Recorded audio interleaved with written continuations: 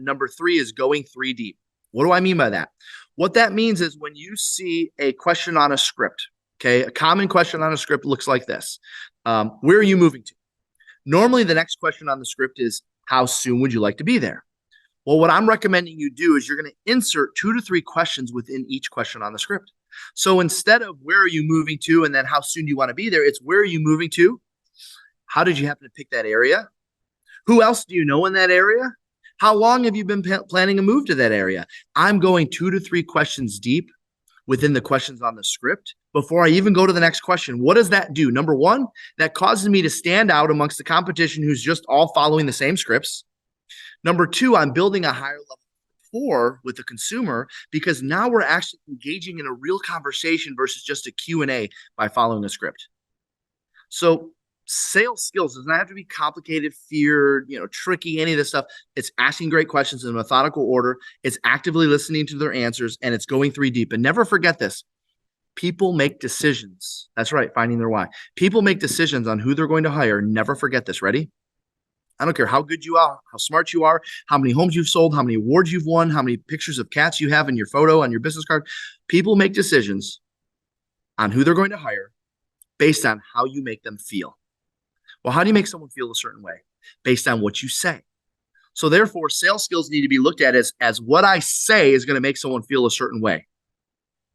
So speaking of sales skills, I'm going to give you a couple scripts right now that everyone on this webinar, whether you're watching it live or you're watching it later, needs to master. And that is, by the way, by chance, in the last 90 days, has any buyer, show of hands, in the last 90 days, or just throw something in the chat, in the last 90 days, has anyone heard this one? Ready? We want to wait until interest rates come down. Has anybody heard that one in the last 90 days? We want to wait until interest rates come down. Yes, every day. Yes, multiple times, exactly. Okay, well, here's your response moving forward when you hear that. I'm going to give you actually 3 responses. Ready? Number one is this. What happens, and by the way, I want you to use them in this order because they're designed to warm up the prospect, okay? Number one, what happens if you wait and they go up? You want to wait until interest rates come down? I understand that. What happens if you wait and they go up? And then I want you to put in the parentheses, explain buyers in 2022 who said that. Explain the 2022 buyers, because there were buyers in 2022 when interest rates were creeping over 5, creeping over 6, who said, we're going to wait and see what happens with these interest rates. We were about to buy a house at 3.5%, and now they went up to 6%. So we're going to wait until they come down. Do you know those same buyers who waited a year are now paying 7.5 or 8%? Obviously, as you guys know that. So first things first, I'm going to start with what happens if you wait and they go up? And let's just say they don't respond favorably to that, or that doesn't work, or that doesn't get you anywhere, okay? So what's the next question I'm going to ask them? Ready? Okay, write this down. You're the blank line. You're the blank line. And in my case, I use the number 7 because I know it's always more than 7. You're the 7th person this week to tell me that. And can I tell you why that concerns me? You're the 3rd person today. You're the 5th person this week. You're the 9th person this month to tell me that. And can I tell you why that concerns me? You're the blank person. Well, Jeff, I don't talk to that many people. Well, watch. If you belong to a company that has other real estate agents, that was a joke, all of us do, then somebody is being told that. So then just say you're the 7th person this week that we have had tell us that. And can I tell you why that concerns me? Sure. Why is that? Well, if everyone is waiting for interest rates to decline, if everyone is on the fence waiting for rates to come down, what do you think will happen to demand when they finally do? If everyone is waiting for rates to come down, what do you think will actually happen to demand when they finally do? Oh, I hadn't thought about that. I guess demand would go up, right? Absolutely. And then now I want you to write down in parentheses, reference 2021 market. Just because it's wordy. So I'm going to give you the script, but you'll know what to do. Just reference 2021 market.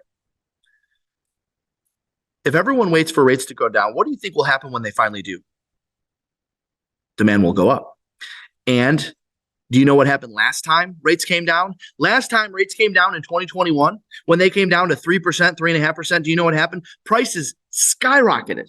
Prices went up 30, 40, 50% in most markets. Buyers were paying $30, $50, $100,000 over the home's value just to secure a house.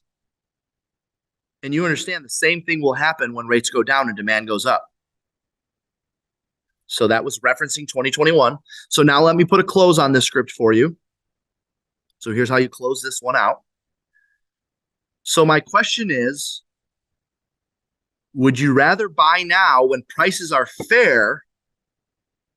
So my question is, would you rather buy now while prices are fair and refinance later, or wait like everyone else? Or would you rather buy now while prices are fair, or wait with everyone else? And I'm going to give you one more sentence to put a little bow on this one. Ready? Because because you can always refinance a mortgage, you cannot renegotiate a purchase price. So would you rather buy now while prices are fair and refinance later, or wait until prices go up with everyone else? Because you can always refinance a mortgage, you cannot renegotiate a purchase price. Think about all those buyers that paid $50,000, $100,000, $75,000, $150,000 over a home's value. They are stuck throwing that money away. All right.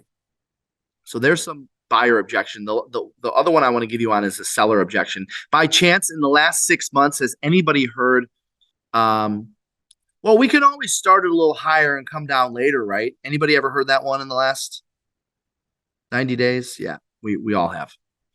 We can always start higher and come down. This is on the seller side. Okay, write this down. Days on market is the enemy to a home's value. Days on market is the enemy to a home's value. And so what I want you to do is, after you write down days on market is the enemy to a home's value, just put in parentheses. I'm not going to have you write out the whole script. Just put in parentheses, put yourself in the shoes of a buyer. Put yourself in the shoes of a buyer. What does that mean? Okay, so here's how it sounds. Again, you don't have to write all this down because you understand what put yourself in the shoes of the buyer mean. So here's what I do. I'll ask a seller. I'm at the kitchen table. All right, I just used this one 3 days ago. I was on a listing appointment on Monday before I left town. Days on, Mr. and Mrs. Seller, were you aware that days on market is the enemy to your home's value? I don't know. What does that mean? Well, let me ask you a question. When you bought this house, how long ago did you buy this house? Oh, it was 7 years ago. Okay, this is a role play at a kitchen table. Ready? A real play. 7 years ago, you bought the house, right? Yep, I sure did. When you bought this house, what were some questions that you had for your agent? Now, I wasn't the agent. It was an expired or something like that. What were some questions before you wrote your offer that you had? And here's what they said. Well, we wanted to know the age of the furnace. We want to know the age of the roof. Any other questions you had? We probably wanted to know if the neighborhood was safe. Okay. Detroit, we get that a lot. By the way, yes, I'm from Detroit. No, I've never been shot. And yes, I'm okay. All right. I get the question all the time. Well, we want to know if the neighborhood is safe. Okay, that's fair. By chance, were you at all curious as to how long the home had been on the market? Oh, yeah. We definitely always look at days on market. And why did you want to know how long the home had been on the market? And it's like right in that moment, like a light bulb goes off. Why were you curious as to how long the home had been on the market? Well, and here's what they said. Because if it had been on the market for a while, then we could probably get a better, and I'm telling you, like clockwork, they said, I see where you're going with this. Yeah, if it had been on the market for a while, we could probably get a better deal. And then don't you think most buyers are going to feel just like you? Of course they are. So days on market is actually the enemy to your home's value. I recommend every single appointment you go on, you help them understand that. Even if you take a listing and you think you've priced it right, you say something to the effect of, Mr. and Mrs. Seller, we're not going to know the true value of your home until we put it out there and see how buyers respond.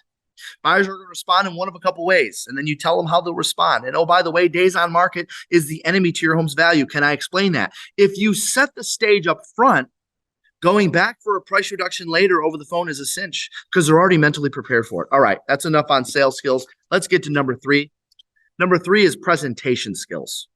And I'm not talking about your listing appointment, your buyer appointment. That's for another day. I'm talking about your presentation online and on social media. There was a day, and Chris, you remember these days, there was a day when we would go on an appointment and the seller they would wait to make their decision after they hear what they have to say. They would wait to make their decision after they interview 2 or 3 agents. They would hear what they have to say, and then they maybe would ask their neighbors, or they maybe would take to Google to do a little bit of research on us.